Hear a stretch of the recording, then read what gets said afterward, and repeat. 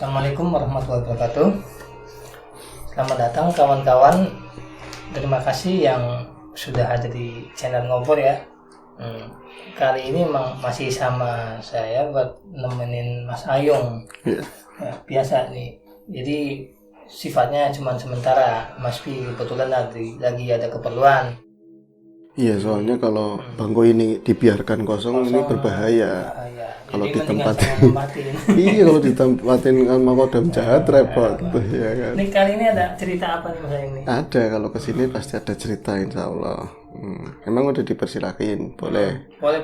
Boleh cerita, oke. Saya Mas jadi kecanduan pengen denger langsung ceritanya Oke, nih. gitu. Ayo, Garing banget ya, ceritanya garing banget ya. Enggak, oke. Tanya apa kawan-kawan dulu seperti biasa. Oke ya, boleh ya. Boleh. Assalamualaikum warahmatullahi wabarakatuh. Waalaikumsalam warahmatullahi wabarakatuh. Bismillahirrahmanirrahim. Apa kabar kawan ngobrol semuanya?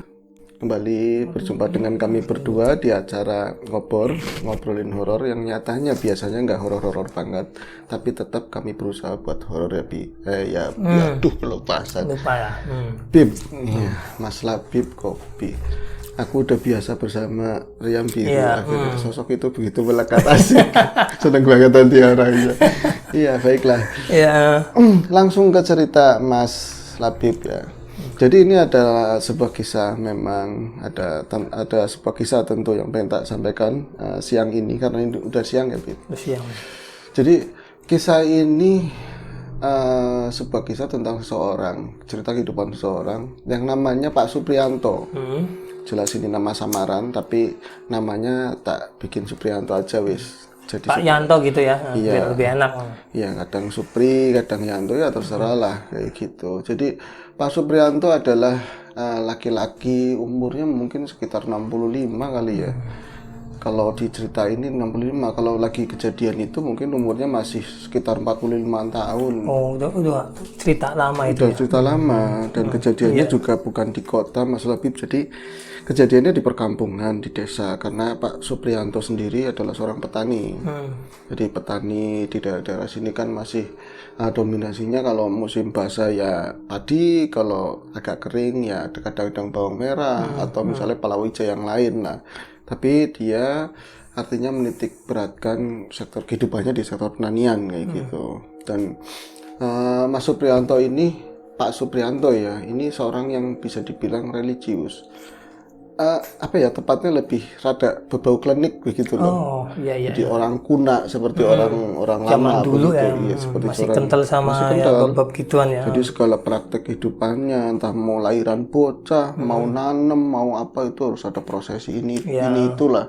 Dan obrolannya kalau misalnya ketemu Pak Supri, ya nggak jauh-jauh sama petungan, sama ini, sama hal-hal gaib-gaib seperti itu. Iya. Tapi kalau dibilang Pak, jenengan berarti ngelihat yang gaib-gaib Pak, ngelihat yang enggak, katanya enggak. Cuman ya aku masih megangin aja, namanya warisan. Tapi nanti perjalanannya dia itu nilai-nilai luhur itu yang ditanamin para leluhur gitu ya kan. Biasanya bagus sebenarnya kalau kita memang mengamalkannya dengan memang paham gitu. Kadang-kadang yang repot kan yang belanja. Ya, asal ikut-ikutan ya. Asal ikut-ikutan nggak tahu kayak gitu. Nah, Pak Supriyanto ini katanya menurut beliau itu keturunan orang kuat. Orang kuat dalam segi batin mungkin ya, kan uragan juga namanya, orang-orang dulu kan siapa yang hebat, yang punya keahlian, dia yang dipandang begitu ya. Ini jadi saya ini Mas katanya cerita sama seorang yang bernama Agus, itu ponakan lah seperti itu, dan akhirnya nyampe ceritanya ke Ngobor. Jadi cerita sama Agus, masih ponakan tapi manggilnya Mas.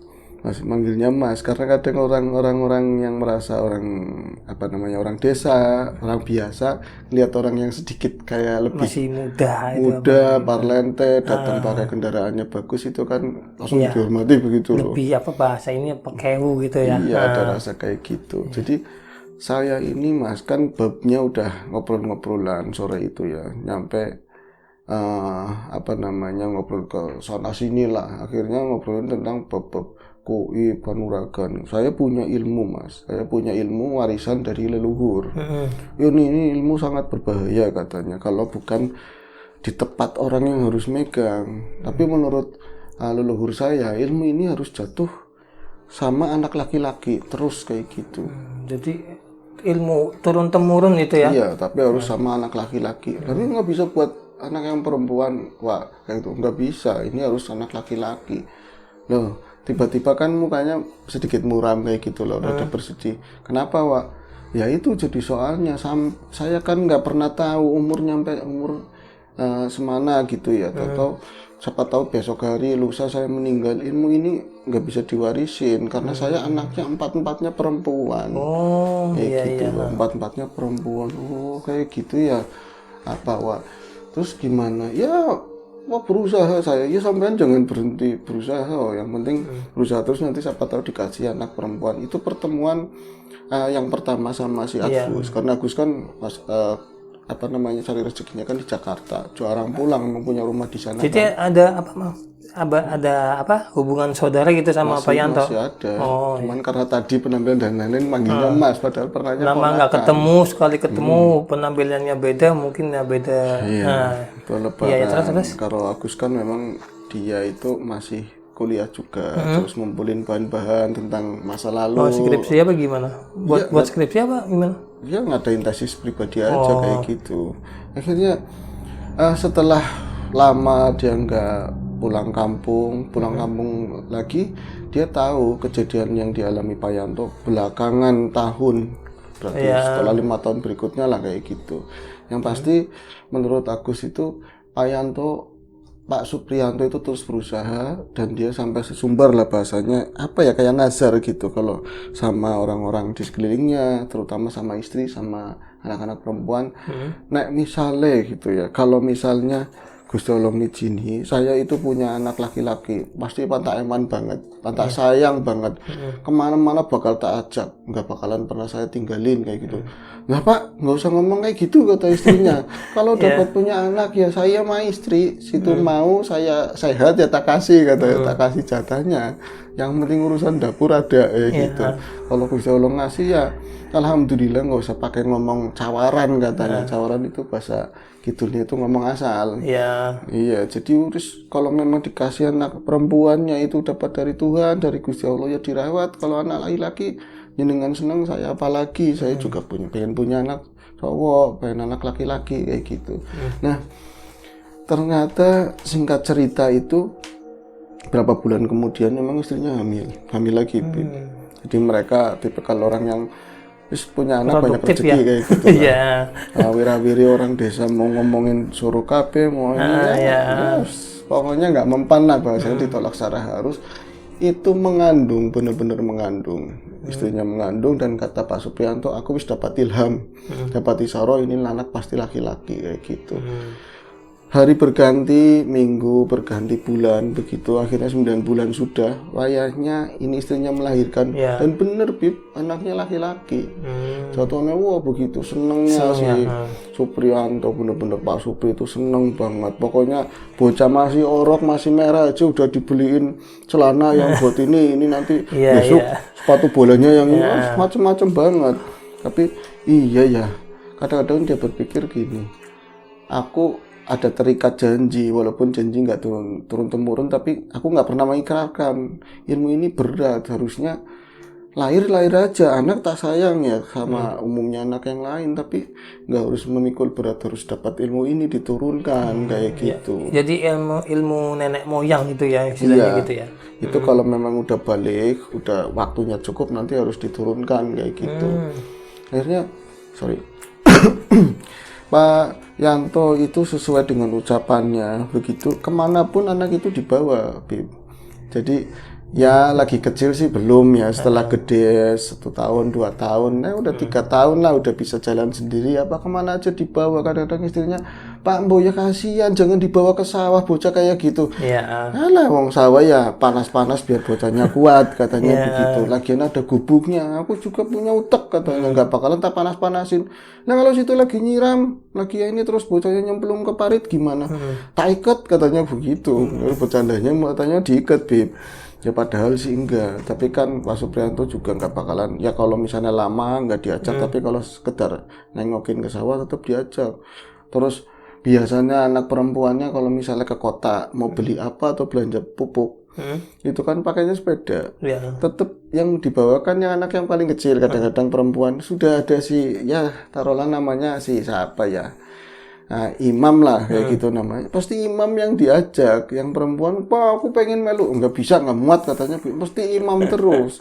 Jadi ya kayak gitu Bib, kalau misalnya mau dibawa ke kota gitu ya, tentu dia harus beliin sesuatu yang lebih buat imam daripada yang lainnya. Ini imam, aku pernah ngalamin kayak gini ya di mbahku dulu. Jadi sepeda ontel itu belakangnya itu kan ada yang pakai busa empuk itu di atasnya. Ini masih kayak itu, masih belum cukup juga karena dia nggak ada tebeng sampingnya begitu. Jadi dia ambil kedebok pisang jalurnya ini yang di kelakop apa ya itu ditarik, nanti kakinya si imam itu diikat.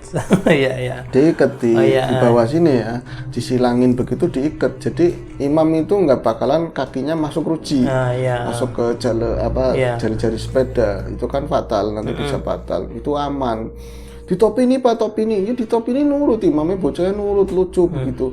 Udah kayak gini tuh nyampe ke kota kayak gitu Bib. Tapi kalau mau bawa pupuk sih enggak, dia naruhnya di depannya, di setting kayak ada yang buat duduk di depan kayak itu, bawahnya nanti bawa karung pupuk kayak gitu. Nah, satu saat ya mungkin kelalaian Bib. Jadi Pak Supriyanto ini bakalan beli sesuatu lah, entah itu pupuk, entah apa. Waktu itu si Mas Agus nggak cerita detailnya kayak apa, tapi bahwa si imam di belakang lupa si kaki nggak diikat, pakai kedebok itu loh. Jadi kejadiannya sih udah jauh dari kampung mau ke perapatan inilah jalan utama di kotanya dia itu sendiri, yang masih daerah sini. Akhirnya apa? Itu nggak kerasa bocahnya itu ngantuk atau gimana, jatuh dari sepeda.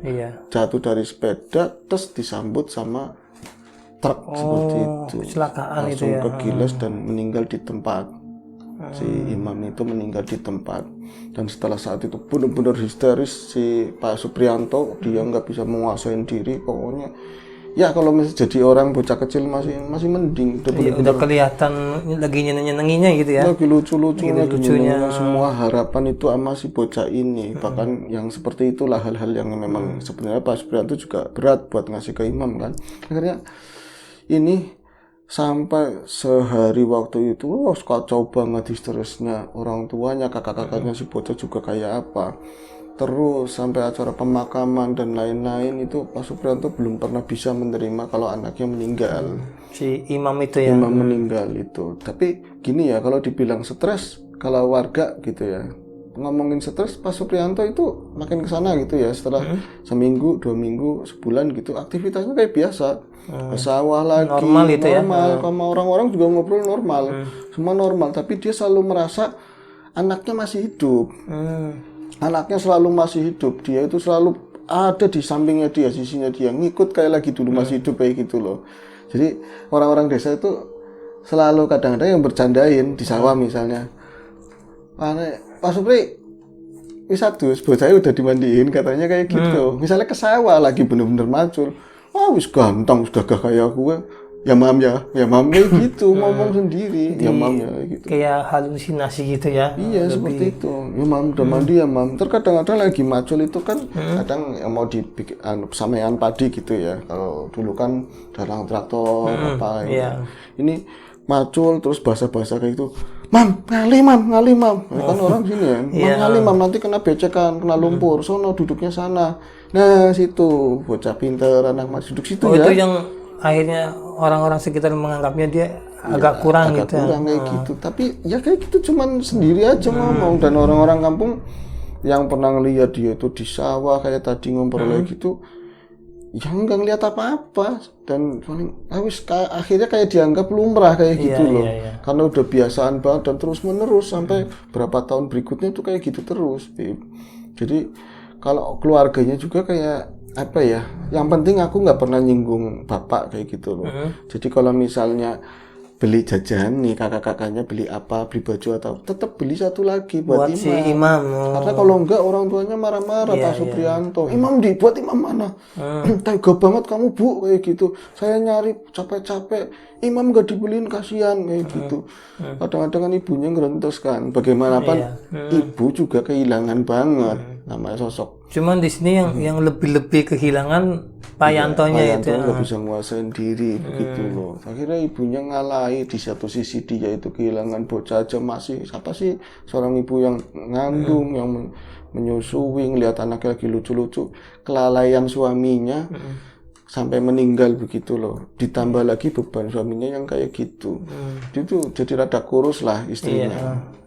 Tapi dia cuma bisa memaklumi. Yang penting suamiku nggak nyampe gila kelontangan lah gitu, kemana-mana jalan-jalan sendiri di pasar atau di tempat-tempat ramai masih bisa dikontrol itu ya. Iya, masih aktivitas kayak biasa. Kadang-kadang juga orang lucu, misalnya siapa Pak Suprianto kan namanya di kampung ya, orang-orang masyarakat lagi ada acara selamatan kayak gitu. Itu jatahnya Pak Supri berkatnya harus 2 Bib. Oh gitu, nyampe kayak gitu. Iya, berkatnya harus 2 dan orang-orang udah maklum, udah kayak gitu. Udah tahu lah ya. Iya kan pernah satu waktu kayak gitu ya. Jadi ada acara selamatan lah di beberapa rumah dari tetangganya Pak Suprianto. Terus dia duduk begitu, nggak boleh ada yang nempatin sampingnya itu dikosongin. 01. Iya nggak boleh. Jadi ada pemuda kan muter-muter dia udah penuh semua gitu. Mau nempat ngene bae lah ngiringane Pak Supri. Is barangan. Bocah aku kejagongan ini anakku nanti kedudukan. Sono tuh bocahnya baru ada yang bocah itu kan kadang-kadang beler ya, bedut lah kan nggak bisa dibilangin. Ntar yang lain ngalahi kamu yang ke sono, sini aku yang geser. Itu kosong di sampingnya. Dan itu kalau misalnya ya setelah selamatan kan nanti ada doa, terus ada wedangan begitu. Gelasnya harus 2 Bib, kalau enggak ya tersinggung. Seolah-olah anak itu masih ada itu ya. Anaknya ada dan ikut selamatan kayak gitu loh. Nanti kadang-kadang kalau misalnya yang apa ya, ini wedangannya ya gorengan-gorengan atau apa itu kan lumrah yang biasa gitu diambil bareng-bareng. Tapi yang pakai yang kotak, ini harus kotaknya juga harus 2 begitu Mesti pula. disisain buat si samping yang itu. Iya, Seolah-olah buat imam. iya anaknya itu di situ ya. Kadang-kadang ini kan ada tausiahnya acara maulid, kadang-kadang ya ini buat apa ya namanya, namain bocah itu kan agak lama, ada tausiahnya juga. Ngomong ini, Mam, aja berisik Mam, jangan berisik. Ini Ustadznya lagi ngomong jangan berisik. Orang-orang kadang-kadang yang udah rasa terganggu atau gimana ya saling nengok kayak gini, serang-serang kayak gitulah udah. Pak Supri ampun lah kayak gitu. Kadang-kadang malah buat bercandain. Kalau udah dikasih wedangan. Wah, Pak Supri, imam ngomong wedang kok, imam suruh minum. Itu wedangnya suruh minum. Kok dianggurin aja, sih panas katanya, masih panas kayak gitu. Nggak kuat toh, gitu Bib. Jadi kemana-mana selalu kayak gitu. Mana naik angkot aja bayarnya 2 katanya. Anak saya kan supirnya keder. Pak, Bapak sendirian barangan sampean ngomong kayak gitu, marah-marah. Nah ini nggak ada juntrungannya nyampe mungkin 1-2 tahun lah dia seperti itu, selalu seperti itu. Dan kalau pengobatan ya misalnya orang datang ke situ katanya mereka itu entah penyembuh lah, entah mbah atau apa, ngomongnya nggak sanggup katanya. Jadi banyak orang ngomongnya ke situ datang atau misalnya perwakilan keluarga, oh ke sana mungkin bisa nyembuhin, mereka bilangnya nggak sanggup kayak selalu gitu. Gagal itu ya. Iya nggak sanggup. Jadi apa ya, sidik punya selidik, apa namanya Pak Suprianto kayak gitu itu memang satu saat gitu pernah ada bocah pesantren. Pernah ada bocah pesantren itu masih tetangga. Kalau misalnya wayangnya puasa kan pulang. Iya. Ya kan dari santri itu libur, puasaan di rumah kayak gitu. Memang ini apa memang lihat matanya bener-bener lihat dua-duanya. Padahal yang satu kan indigo lah gampangannya seperti itu. Yang satunya enggak, tapi dua-duanya ngelihat memang kan namanya bocah kan udah lama nggak pulang kampung kayak gitu, pesantrennya di Jawa Timur sana. Pas pulang, nah yuk kita ke sawah yuk, jalan-jalan ke sawah. Lihat kayak gitu loh, Pak Suprianto di waya-waya sandakala mau maghrib itu masih macul. Masih macul. Misalnya taruhlah namanya Andi sama Yusuf ya. Yusuf ngomong gini, itu wah Supri ini ya tega ya. Iya yakin katanya gitu, maksudnya bocah dibawa ke sawah katanya kayak gitu. Iya, Bocah iya. dibawa ke sawah itu kan kalau kena paculnya gimana? Orang mah di rumah mau bocah masih kecil begitu. Iya bener kayak gitu. Nanti si Andinya juga ngomong, iya ya bocah kecil kayak gitu kasihan banget apalagi udah sore. Mendingan di rumah ya nonton TV ya. Jadi mereka kan ngomong ke rumah itu ngomong sama orang tuanya Oh jadi masing-masing. iya, namanya pesantren lama nggak pulang, nggak tahu itu si imam masih ada apa nggak tahu ya. Nggak ngerti. Nggak Taunya masih hidup, itu masih ada ya. Iya, kadang-kadang kan kabar pas meninggalnya tuh ya sembari lalu nggak terlalu tahu di sini. Lanjut lagi ya, Bim. Itu mereka sampai rumah kan akhirnya udah kerekod ya. Mereka sampai rumah itu cerita ke orang tua masing-masing. Kalau Wak Supri ke sawah lucu banget orang tua kayak gitu ke sawah kok bawa anaknya. Emang iya kata tetangganya begitu, kata orang tuanya begitu. Emang iya dia mau kemana aja bawa anaknya mulu katanya. Ya maksudnya bukan kayak gitu Bu. Ini kan udah sore mau maghrib, masa bocah kayak gitu ada duduk di galengan kayak gitu dekat orang macul. Maksudnya primen Sup katanya, maksudnya gimana Sup? Iya kamu ngelihat? Ya aku ngelihat bocah kecil laki-laki kan itu. Allah katanya. Kamu ngelihat maksudnya? Orang-orang memang iya kemana-mana dibawa-bawa kan karena memang Kebiasaannya begitu. Padahal mereka meyakini enggak. Tapi anaknya ngomong sendiri, kamu ngelihat Sup? Ngelihat? Andi aja ngelihat. Aduh Pak, jadi neng perlu aja katanya ngelihat. Kan ngelihat kayak apa? Bocahnya kayak gini, rambutnya cuman botak-botak tumbuh kayak gitu loh. Pakainya senengnya baju kemeja kotak-kotak kayak gitu. Iya Imam kayak gitu dulu sering pakai bajunya kayak gitu. Terus celananya pendek lah kayak gini. Bocahnya kayak bocahnya hitam. Terus lagi ngapain? Ya duduk di belakang bapaknya macul katanya. Kadang-kadang mainan air kayak gitu, tapi kayak orang sedih Bu, cuman diem aja, kakinya uncang-uncang kayak gitu. Aduh kata orang tua kayak gitu, cepat nyebar kemana-mana kan.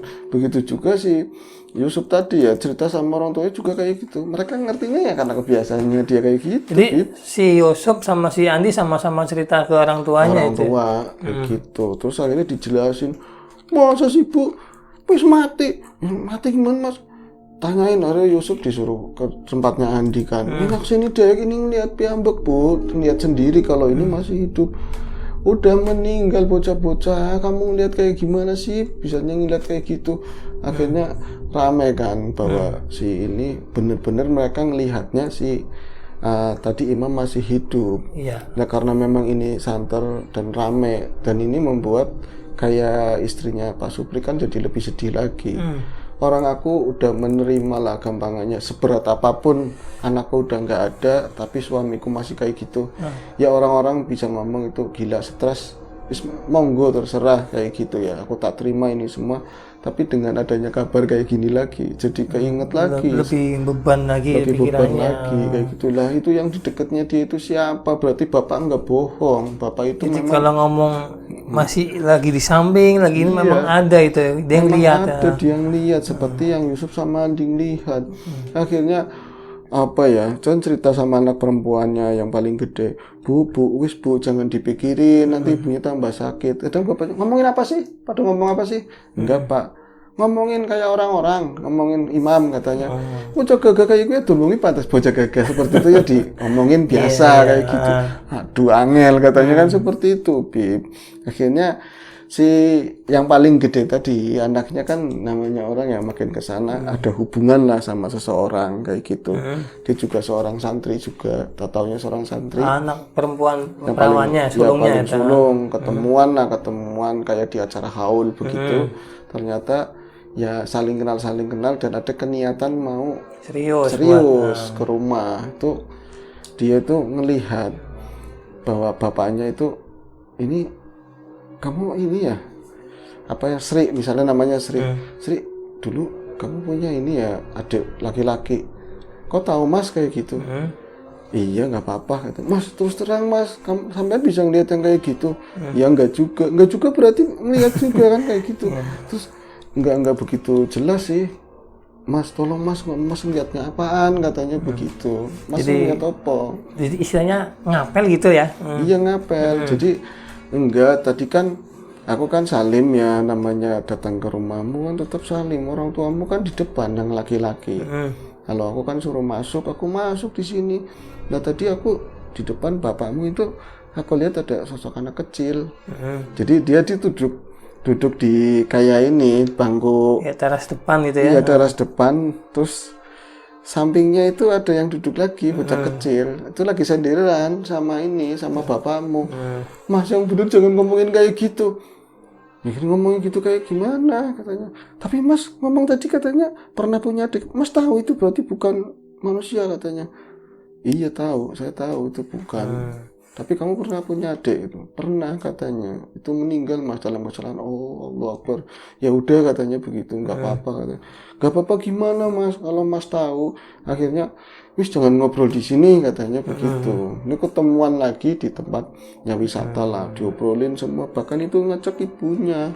Oh jadi si pasang kayak Ya, pacar pacarnya lah. saya. Dia jelasin ke orang tuanya juga. Iya, Masih bahwa tahu bahwa dia juga ngelihat si imam itu sering masih sama Pak Yanto gitu Pak masih ikut. Yanto bahkan masuk begitu ya, masuk Dek diminum gitu kan, masuk ya dari dalam, dari taris itu masuk, Dek diminum, nggih Pak, monggo diunjuk, mah panganannya mung kayak gitu kayak itu, pangannya cuma seadanya kayak gitu. Itu bocahnya ngikutin pegangan sama ini jarinya bapaknya itu, tapi ngeliatinnya kayak marah gitu loh ke arahnya si tadi. Ya taruhlah namanya siapa lah, Wawan atau siapa kayak gitu, Bib. Akhirnya udah diomongin ke tadi ya si Srinya sama mamanya janjian ketemu sama si Wawan tadi di taman kota lah, taman Ya biar desa. nggak ketemu sama bapaknya lebih enak ngobrolnya gitu ya. Ya terus dapat penjelasan, ternyata ini kan termasuk kayak santri senior di sananya, paham lah tentang hal-hal kayak gitu. Tapi begini ya Bu, ini menurut pendapat saya, terlepas ngerti ini bener apa enggak, orang mah soalnya aku pasrah aku percaya sama jenengan, soalnya berapa orang yang mau nyembuhin kayak gini, katanya ini urusannya berat kayak gitu. Saya nggak sanggup yang jenengan, saya nggak mau maksain jenengan buat nyelesain, siapa tahu resikonya gede. Tapi tentang apa sih kok segede itu katanya loh, kok segede itu terus pada nyerah, orang pada nyerah.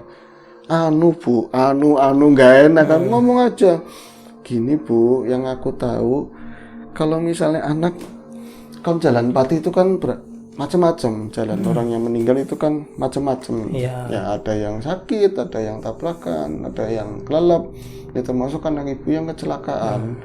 Ya udah Bu, urusannya udah selesai, apalagi udah dimakamkan secara baik kayak gitu kan, urusannya udah selesai. Tapi ini ada kayak apa ya, bapaknya ibu, suaminya ibu punya terlalu harapan besar sama anaknya ibu. Jadi dia punya rasa sayang yang berlebih. Nah kebalikannya rasa sayang itu kecewaan, rasa sakit, sedihnya itu berlebihan banget Bu.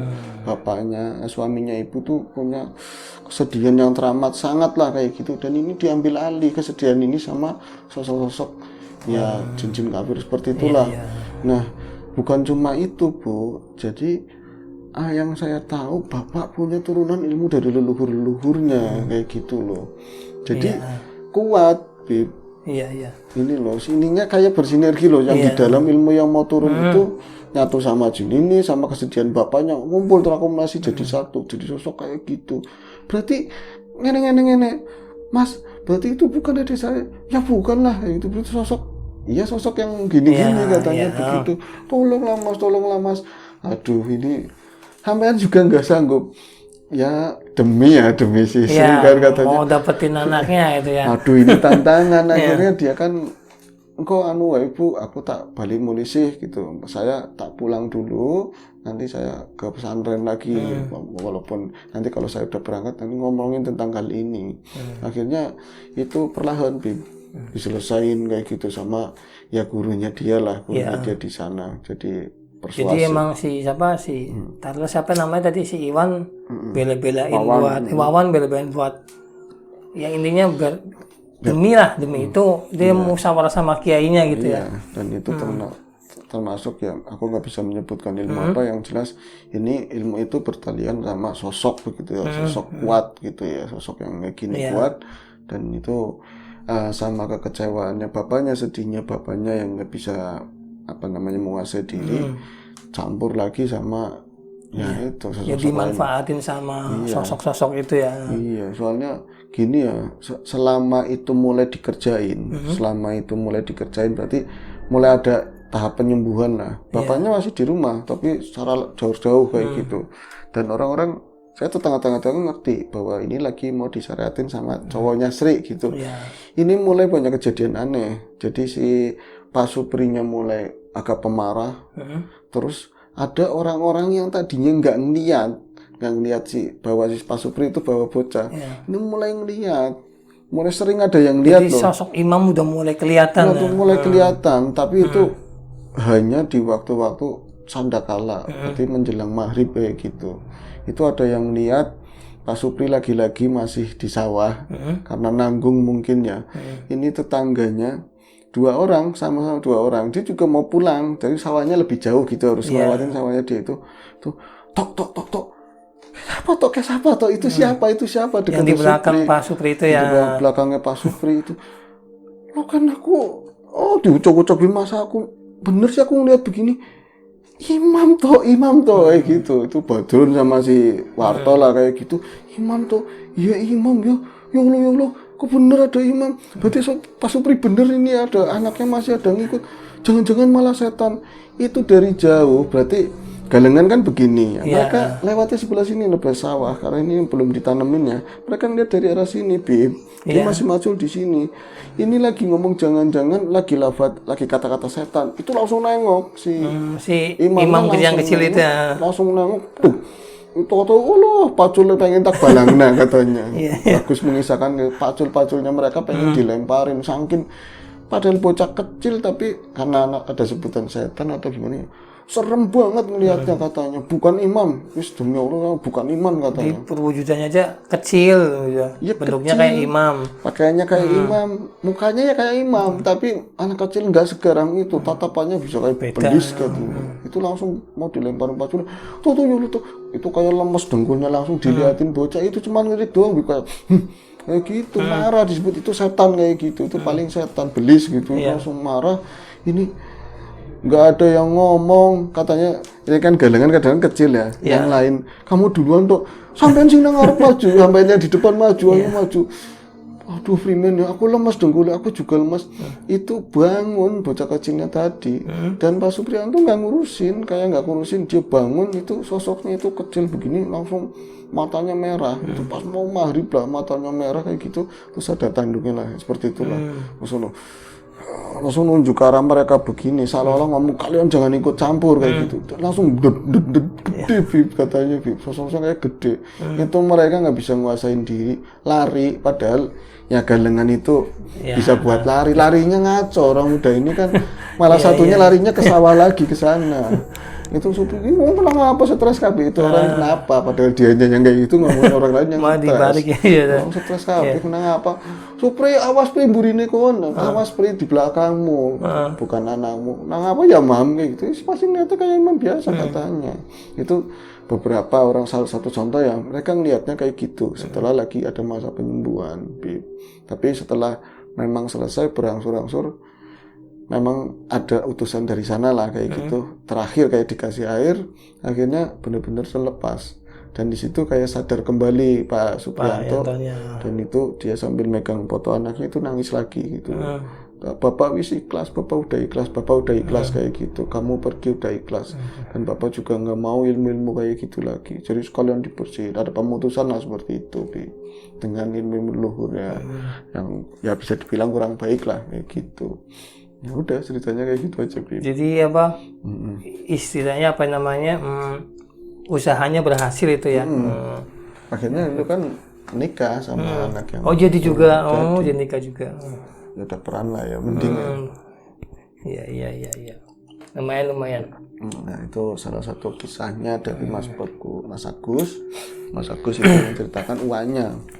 Kan setelah kejadian itu kan Bagus pulang kampung lagi dia udah punya istri punya anak begitu kan terus nyariin cerita sama Pak Suprianto jangan ngomongin kayak gitu itu baru disembuhin katanya kayak gitu nanti kayak ini lagi emang kenapa diceritain sama warga gini itu kayak gitu ceritanya itu aja Bi ini udah nih Oke, makasih buat Mas Ayung ya yang udah bagi cerita. Lumayan serem. Nggak Serem serem kok. berarti. Nggak, lumayan berarti nggak serem, Pip. Ya, kawan-kawan, makasih banyak. Gimana Yung? Iya udah terserah, tutup aja. Ya, terima kasih buat kawan-kawan yang udah Ya, dengerin ngobrol. Ya. Lain kali mungkin entah sama saya sama Mas B, kita belum tahu. Iya, yang penting Ya, kita yang penting kita ya mau apa ya? tetap Biar nggak nge-share cerita. kosong aja ya. Iya. Terima Oke, kasih ya. kawan-kawan makasih. Udah mantengin ngobrol. Udah kayak mantengin gitu. ngobrol. Aduh. Ya. Gimana Yung? Lanjut Yung. Aduh, dia belum pernah nutup. Buka nggak mau nutup. Buka udah tadi ya nutup. Ya terima kasih. Yang pasti terima kasih buat teman-teman ngobrol semua yang udah mantengin ngobrol kita hari ini. Dan insya Allah kita akan ketemu lagi di sesi berikutnya masih di ngobrolin yang horor-horor ya, Bib. Dan kita semoga selalu dalam lindungan yang kuasa. Amin. Selalu diberi kesehatan, dijaga kesehatannya, terus dilimpahkan rezeki, dan yang lagi sakit semoga segera diberi kesembuhan. Oke, selesai ya. Ya. Sampai jumpa lagi. Assalamualaikum warahmatullahi wabarakatuh.